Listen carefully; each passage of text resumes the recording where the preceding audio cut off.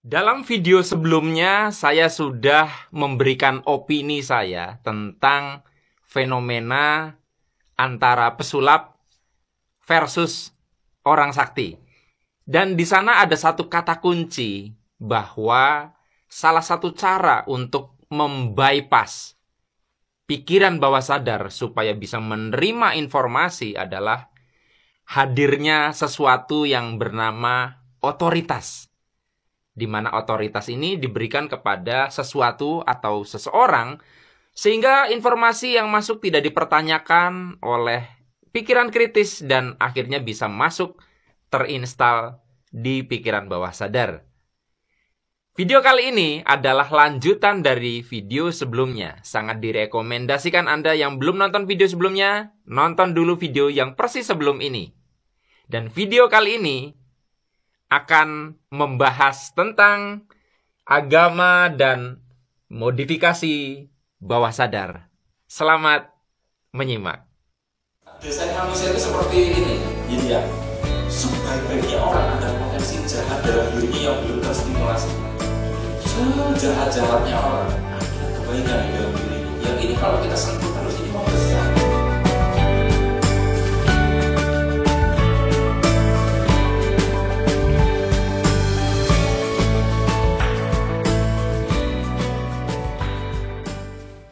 Assalamualaikum warahmatullahi wabarakatuh. Jumpa lagi kita berjumpa dengan saya Arif Rahutomo atau Arif RH dalam rekaman video iseng Reborn. Cie.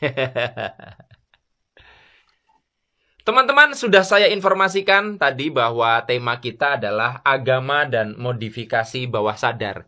Ini berangkat dari sebuah pertanyaan. Kenapa ya oknum-oknum yang melakukan penipuan, pembodohan, kadang itu dalam tanda kutip menjual nama Tuhan, menjual ayat-ayat kitab suci, menjual agama dalam tanda kutip. Kenapa? Jadi gini, di video sebelumnya saya sudah munculkan struktur ini ya, bahwa pikiran sadar ini 12%, oke? Pikiran bawah sadar 88%. Nah, di sini sudah jelas bahwa proporsi kekuatan itu lebih hebat di pikiran bawah sadar. Saya sudah sampaikan juga di video sebelumnya. Di sini ada yang namanya reticular activating system atau critical area. Jadi ini area kritis yang mengkritisi setiap informasi yang masuk sebelum mengendap dalam pikiran bawah sadar. Jadi PR-nya sebetulnya kita bisa melakukan modifikasi, perubahan, penambahan, pengurangan. Apa yang ada di pikiran bawah sadar kita adalah dengan cara bagaimana informasi yang masuk ini bisa lolos dari critical area ini. Ya, kalau kejegal di sini nggak bisa masuk. Nah, teman-teman, di sini sudah saya sampaikan clue-nya bahwa critical area ketika dia bisa kita bungkam, kita bisa lumpuhkan itu dengan tidak bertanya dan tidak mempertanyakan. Jadi ketika Anda masih bertanya dan mempertanyakan, pikiran bawah sadar Anda masih belum terbuka. Misalnya Anda nonton video saya. Kalau misalkan Anda, oh iya yang nggih gitu ya. Sami'na wa ata'na, bener ya? Masuk itu. Tapi ketika masih bertanya dan mempertanyakan, maka Anda masih kritis. Sekali lagi, ruginya bukan di saya, ruginya jelas di Anda. Karena Anda tidak bisa menerima informasi ini masuk ke pikiran bawah sadar. Itulah sebabnya kenapa ada yang nonton video saya, ada yang berubah hidupnya, ada yang enggak. Karena ada yang open, bawah sadarnya ada yang tidak. Nah, tentunya ini dua sisi. Kalau Anda berhadapan dengan seorang penipu, lalu kritikal areanya terbuka, Anda lebih mudah ditipu. Tapi untungnya saya kan memberikan informasi yang berguna, tidak bermaksud untuk ngadalin Anda atau memanipulasi Anda. Nah, sekarang masih lanjut ke video sebelum ini ya, bahwa salah satu cara untuk supaya informasi lolos dari jegalan critical area adalah harus ada otoritas. otoritas. Otoritas ini bisa diberikan kepada sesuatu atau seseorang. Anda itu memberi otoritas kepada saya, misalkan, oh Mas Arif itu sudah jam terbang memberikan training tentang vibrasi udah sekian belas tahun. Mas Arif RH itu sudah belajar certified ini, ya. Kalau misalkan dibongkar gitu.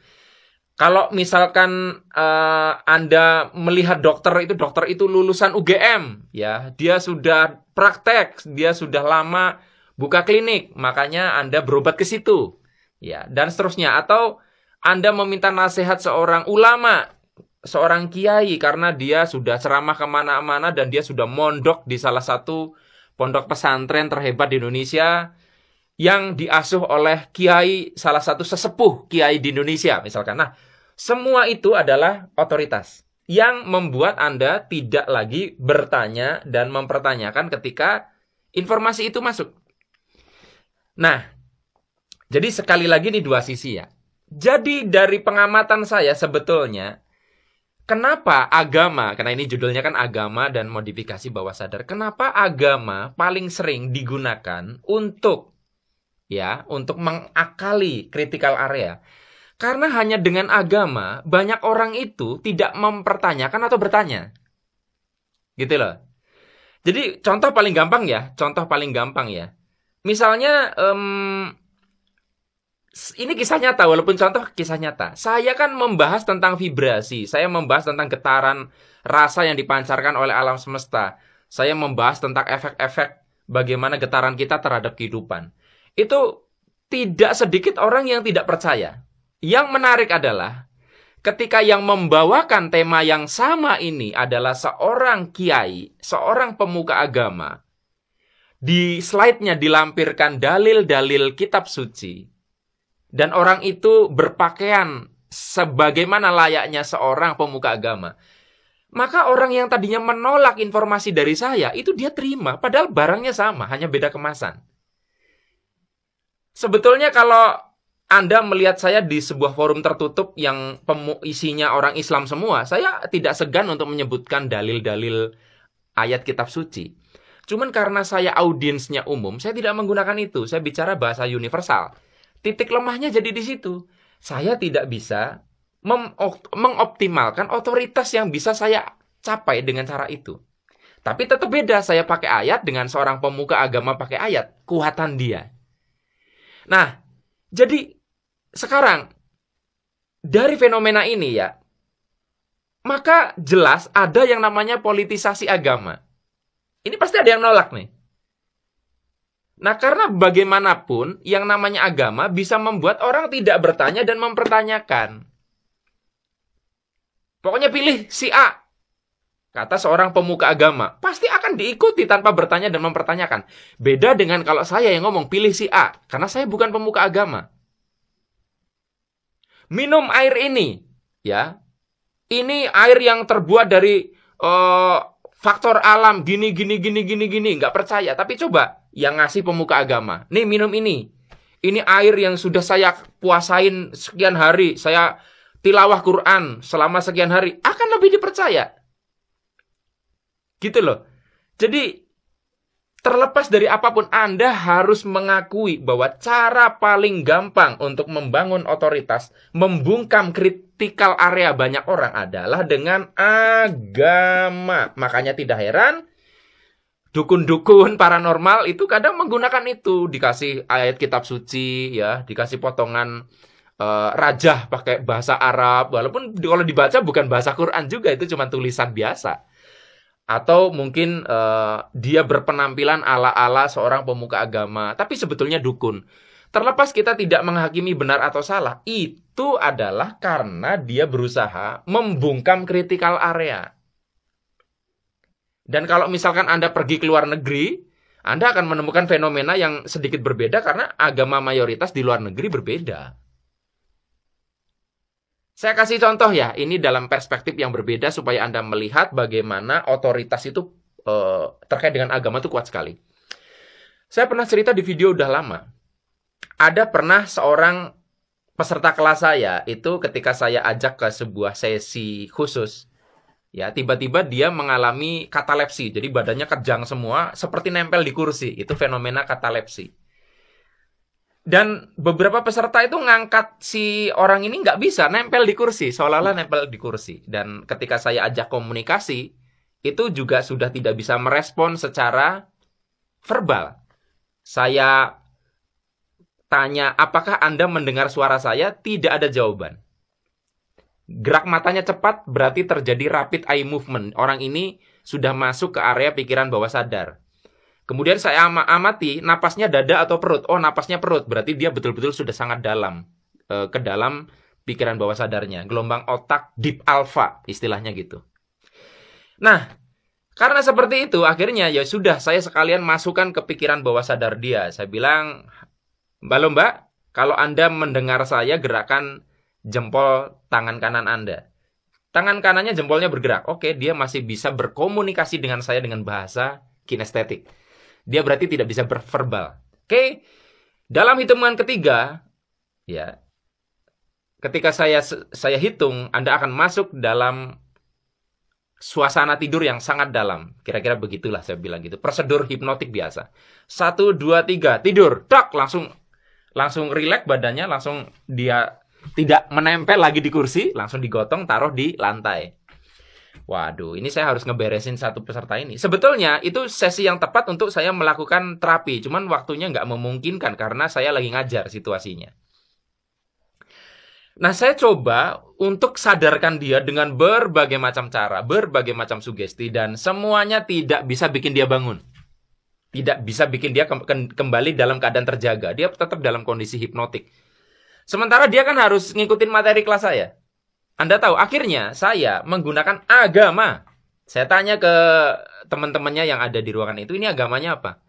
Agamanya Katolik, Pak. Ya udah, karena agamanya Katolik, akhirnya saya pakai itu. Saya bilang begini. Jadi sebelumnya kan saya bilang, wahai Mbak bla bla bla, namanya saya sebutkan.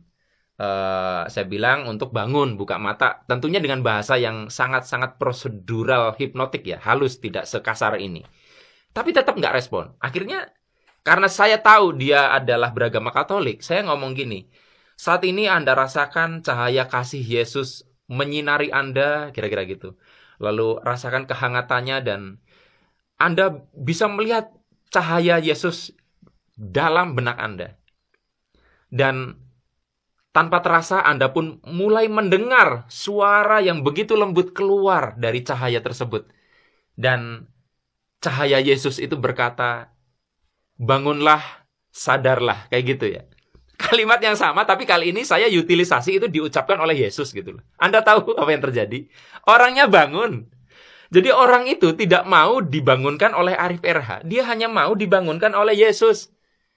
Nah, yang saya lakukan sebetulnya adalah utilisasi agama. Saya menggunakan agama untuk membypass critical area-nya yang menolak otoritas saya. Dia hanya mau mendengarkan otoritas dari orang yang sosok yang dianggap tinggi dan di dalam struktur keimanannya. Jadi makanya Anda jangan heran, agama memang caranya seperti itu, membuat orang tidak bertanya. Anda makanya kalau terlalu banyak nanya pasti diomongin sama guru agama Anda. Udah nggak usah kebanyakan nanya, cukup imani saja. Dalam beberapa kasus betul, karena semakin Anda mengimani, ya semakin itu bekerja. Makanya tadi saya bilang, ada beberapa yang gagal paham di video sebelumnya. Saya cerita tentang air zam-zam. Kalau Anda terlalu kritis ya, terlalu mencari-cari bukti ilmiah, apa komposisi air zam-zam, sementara kok katanya bisa menyembuhkan, nyatanya di Arab tetap ada rumah sakit. Itu saya contohkan di situ kan, itu kritis sekali ya. Lalu menurut saya adalah, itu justru merugikan Anda, karena semakin Anda kritis, efek air zam-zam itu akan terjegal di sini. Imani saja, menurut hadis Nabi gini, menurut hadis Nabi gini, dan Anda menempatkan Nabi Muhammad sebagai otoritas yang sangat tinggi. Udah tuh akhirnya critical area terbuka sehingga efek air zam-zam akan optimal. Jadi yang saya contohkan di video sebelumnya, justru saya katakan kalau dilogikakan berlebihan, ya itu malah akan merusak keajaibannya. Jadi agama di satu sisi itu bisa untuk membungkam critical area ini. Tetapi saya bisa membodohi Anda dengan cara yang sama. Kalau misalkan saya bikin judul training yang berbau agama gitu, maka orang-orang yang katakanlah dia sangat sangat mudah sekali didekati dengan cara ini, akan membabi buta, berani bayar mahal. Yang penting ini adalah memperkuat keimanan. Nah, cuman saya nggak mau melakukan itu terus terang, karena ya nanti pasti ada yang bilang menjual agama, dan nanti jadi salah. Oleh karenanya saya lebih suka pendekatan kepada sains. Sains pun sama, intinya sains, kita cari data, bukti, itu kan untuk membungkam critical area, supaya informasi masuk ke dalam pikiran bawah sadar. Tetapi dalam sains, bedanya adalah tidak ada kebenaran mutlak. Semua boleh didebat dan dipertanyakan, sementara agama berlawanan. Pokoknya jangan banyak nanya, jangan banyak mempertanyakan. Imani saja, ini dari Tuhan, ini kata Nabi, ini ada di kitab suci, selesai.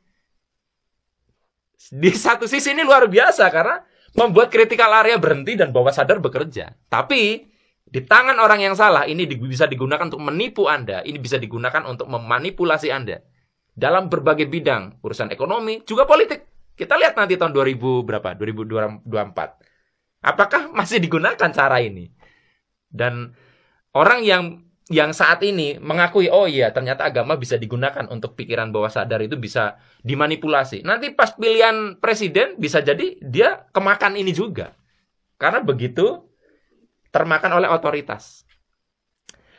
Oke teman-teman, mudah-mudahan video kali ini bisa melengkapi video sebelum ini. Sampai jumpa lagi dalam rekaman video Iseng Reborn yang selanjutnya. Saya akhiri. Billahi taufiq wal hidayah. Wassalamualaikum warahmatullahi wabarakatuh. See you.